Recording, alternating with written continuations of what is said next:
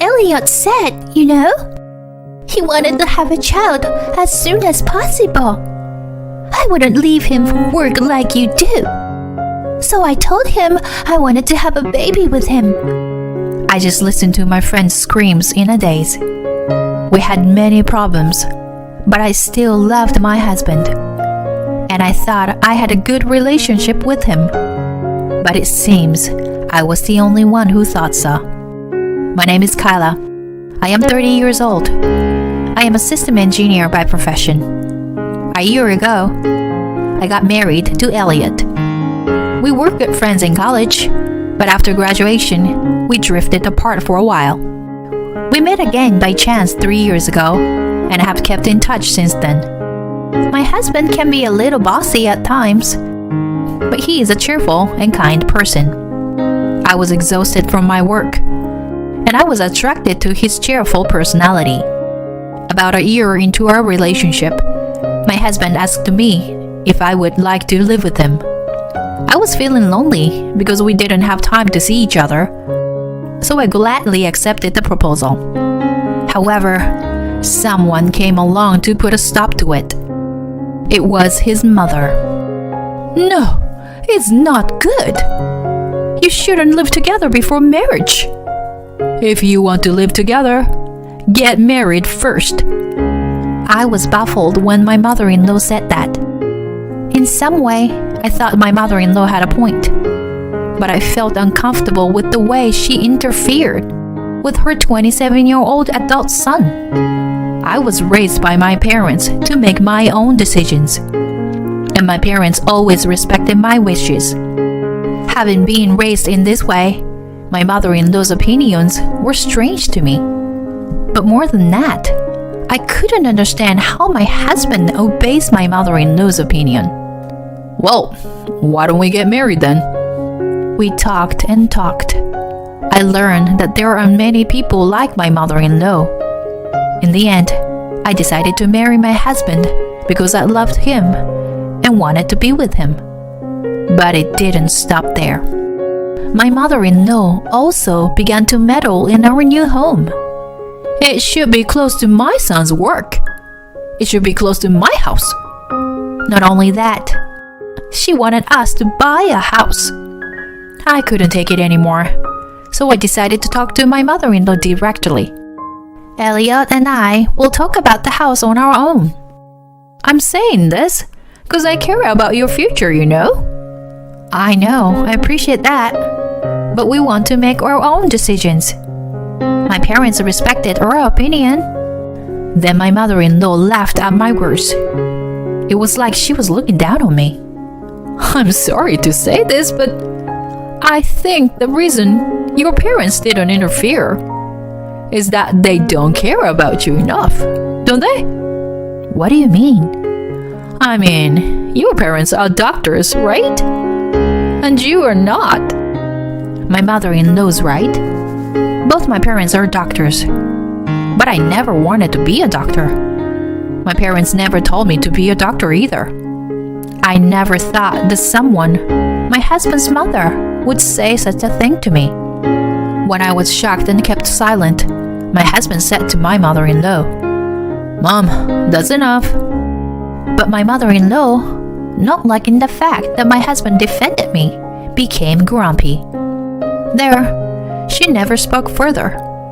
I have always felt that my mother-in-law and I don't get along, personality-wise. After that, my mother-in-law's opinion and mine continued to be at odds with each other. My husband, on the other hand, tries to put a good face on both sides. So there was no solutions at all. Finally, my husband found a new condo for us. It was convenient for my husband and my work, and also close to my in-laws' house. I was starting to feel sorry for my husband, who was caught between me and my mother-in-law. I was also getting tired and didn't want to prolong the problem. We settled on buying the condo that my husband had worked so hard to find for us. My mother-in-law reluctantly backed out after my father-in-law warned her about it. And yet, she was not happy that it was not a house. we spent most of our savings on a down payment for the condo. Still, we were happy with the convenience of the new place. But the battle between my mother-in-law and me had just begun. My mother-in-law had always interfered in many ways. I soon realized that she had been reserved before we got married. Right after we got married, she started sending me messages like this every day. Are the grandchildren here yet? When are you going to quit your job?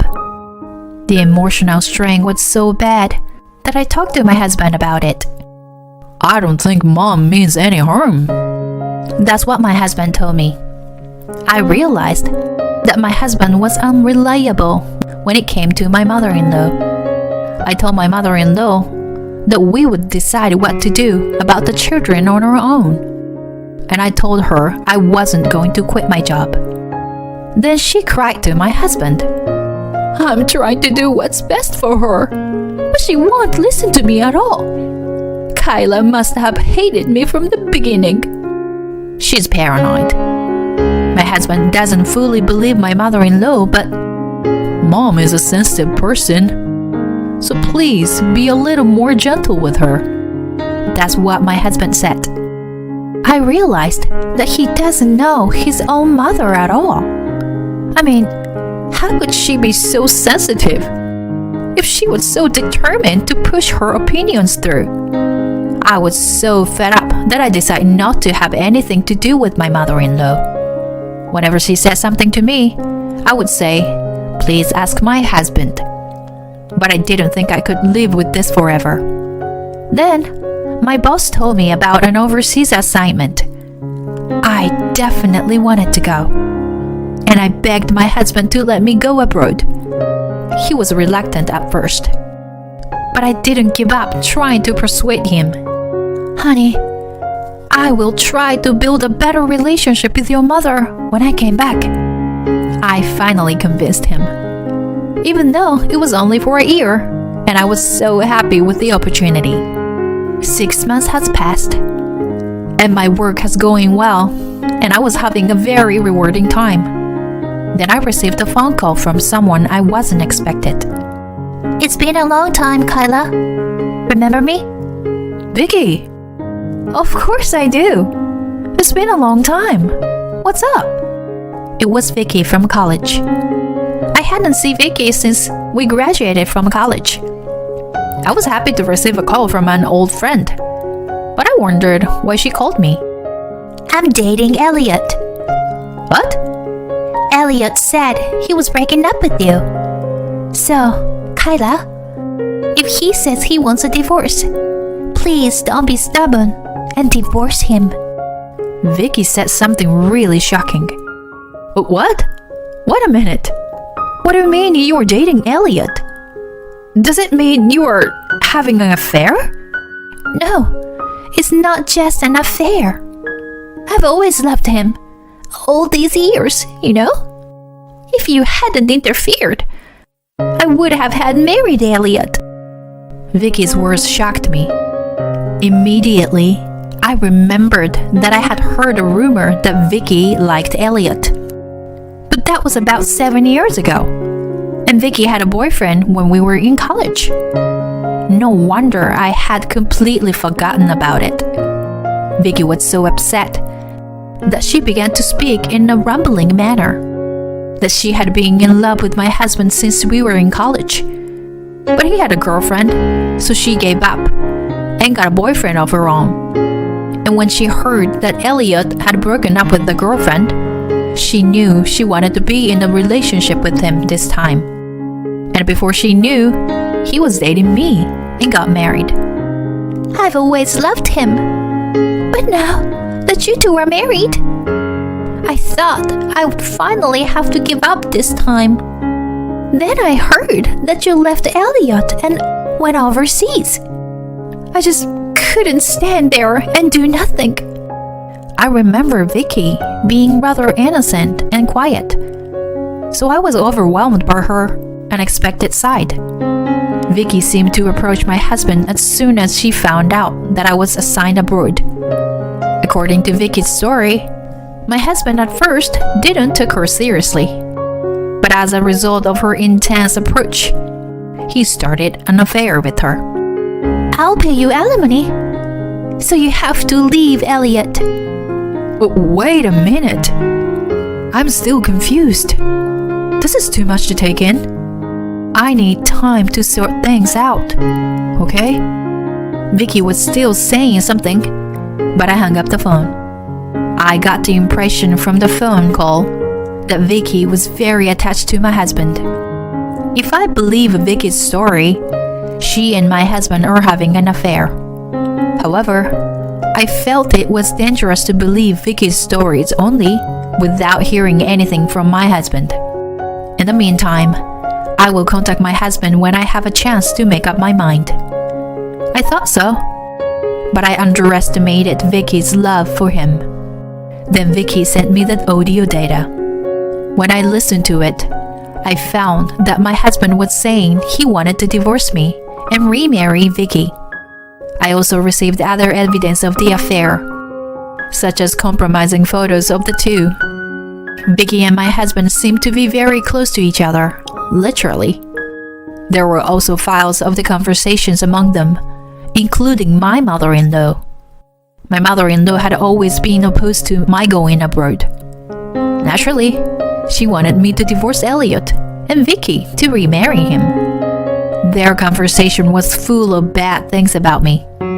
Hearing that, I knew I had no choice but to divorce my husband. But to get a divorce, I had to come back home for the formalities. But I was pretty occupied with work and couldn't take the time off. Just when I was in trouble, I received a call from my husband. I answered the call nervously. Hey, it's me, Carla. I filed for divorce. What? And I will take the house. You can stay there and work. Even if you come back, you won't have a home anymore. Okay? I was speechless at this unexpected turn of events. What do you mean you filed for divorce? Isn't that too absurd? My husband's words took me by surprise at first. But at the same time, I was feeling a sense of joy. Now, Vicky wouldn't send me any more photos or audio data. My mind had been exhausted by the data that had been piling up without being able to erase it because it was evidence of their affair. The moment I thought that she would stop sending them to me, my heart became lighter. Okay, I understand. Okay? Yeah, we're getting a divorce, right? I'm okay with that. I readily and happily agreed. I guess he didn't expect that. And my husband was upset. Are you sure about this? We're getting a divorce. Yes, I'm sure. I heard rustling on the other end of the phone, and I heard my husband talking to someone. I thought it was Vicky, but it was my mother-in-law. He said she wanted to talk to me too. Hey, Kyler. Hi, it's been a while. As you probably heard from Elliot, but we're already in the process of getting divorced. And there is no home for you to come back to. My mother-in-law said the same thing as my husband. I didn't want to interrupt her, so I kept my mouth shut. My mother-in-law took advantage of my silence to say whatever she wanted. I was against your marriage from the beginning, you know. Leaving your husband to go abroad for work. It's beyond insane. I told you to have children as soon as possible, but you wouldn't listen to me. You are the reason for this divorce. Don't think you are going to get alimony. There were so many things I wanted to say to her, but I knew she was not the kind of person who listens to me. I was feeling like I was going crazy even just listening to her. Then I realized something. I'm divorced from my husband, which means that the person I'm talking to is a stranger to me. I don't have to care about her, and I don't have to listen to her. I've had enough of her over-involvement in my life, but I had to put up with it because she was my husband's mother. Now that we're strangers, I don't have to put up with anything anymore. Sorry, but can I go now? I beg your pardon? My mother-in-law voiced her displeasure at my interruption. I'm busy. I'll get off the phone now. You, wait a minute. No, I gotta go. I don't think I'll ever speak to you again. I wish you well. Ciao. My mother-in-law was still saying something, but I didn't care and hung up. I was so exhilarated.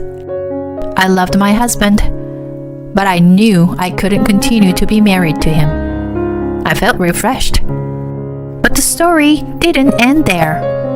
After 3 months passed, my ex-husband started calling me over and over again like crazy. At first, I ignored the calls. But then I decided that if he was calling this often, then something terrible must have happened. I decided to answer the phone. Kyla, thank God. What is it? You've been calling a lot. I need you.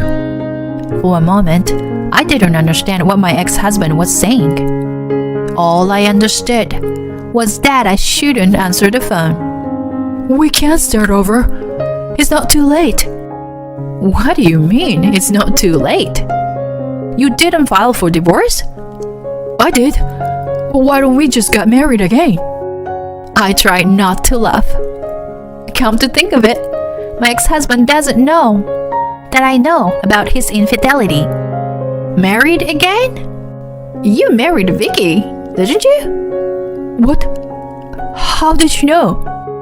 Vicky sent me a picture of the two of you holding the marriage certificate. Don't tell me you and Vicky are divorced already. What? No, not yet. They're not divorced yet. Well, I guess that should be true. 'Cause Vicky was so obsessed with you. I don't think she would agree to divorce you so easily after all. Well, but all you have to do is file for divorce, right? I'm telling you, it's not a good idea. Then what am I supposed to do? Why don't you just be happy with Vicky? She seems to be good with your mom. Above all, she loves you very much, doesn't she? I had a lot of bad things to say about my cheated ex-husband, but I didn't want anything to do with him anymore. I don't want to be with her anymore. That's impossible. Vicky deceived on me. Deceived? What do you mean? I asked my ex-husband in doubt. He thought he could get a lot of money by marrying Vicky. I had a pretty good idea about the money. Vicky showed me the amount of money she was saving to be with me. But as soon as we got married, she said she didn't have it because she used it to marry me. Yeah, that's alimony for me. For Elliot. Didn't understand what that meant, so I kindly explained to him what it meant. You see, Vicky has prepared a large alimony payment for me. What? Why is that so? So that I wouldn't say, give Elliot back. I don't understand. I mean, that's how much she loves you. I'm so glad she loves you that much. Yes. The truth was, Vicky told me from the first time she contacted me that she would pay me alimony if I would divorce him. I didn't believe her words, but Vicky contacted me again when she found out about our divorce and wanted to pay me alimony. I gave her my bank account info, and she paid me $60,000. I was so surprised that I contacted Vicky, and she told me, "Take the money, but you have to stay away from Elliot forever." I contacted her several times after that, but her answer was always the same. I was at a loss, so I asked a friend for advice. If she says she'll give it to you, why don't you just take it? Also, you haven't even divided the property, have you? That was right. So I decided to take it. I am sure if I asked for a share of the property and alimony for the affair, it would have amounted to quite a lot of money. But $60,000 from her was still too much. It would be best not to tell my ex-husband about it. That's not right. Give me back my money. It's not your money. It's Vicky's money. If she wants it back, I'll pay back what she paid more than the market price. Really? You will? Then Vicky's voice came from behind my ex-husband. Elliot? My ex-husband quickly hung up the phone. I never heard from him again. After a while, one of my college friends told me that Vicky was very restrictive and had erased my contact information from his phone. When he told her about the alimony, she went crazy and asked him if he was just looking for money. Not only that, but Vicky was also jealous of my ex-mother-in-law. The good relationship they had before their marriage seems to have turned hostile toward each other. My ex-husband seems to be mentally trapped by Vicky's restrictive behavior. My mother-in-law thought she had found the perfect wife for her son this time, but she must have been wrong. She now has trouble even communicating with her beloved son. I think it's tragic just to hear about it. If I had not gone abroad at that time, it might have been even more tragic. When I think about it, every day I am so glad that I left. I recently have been offered to extend my overseas assignment from 1 year to 3 years. Of course, I immediately agreed. I am now living a rewarding life dedicated to my work. Thank you for watching till the end. Please subscribe to our channel if you like. See you in the next video.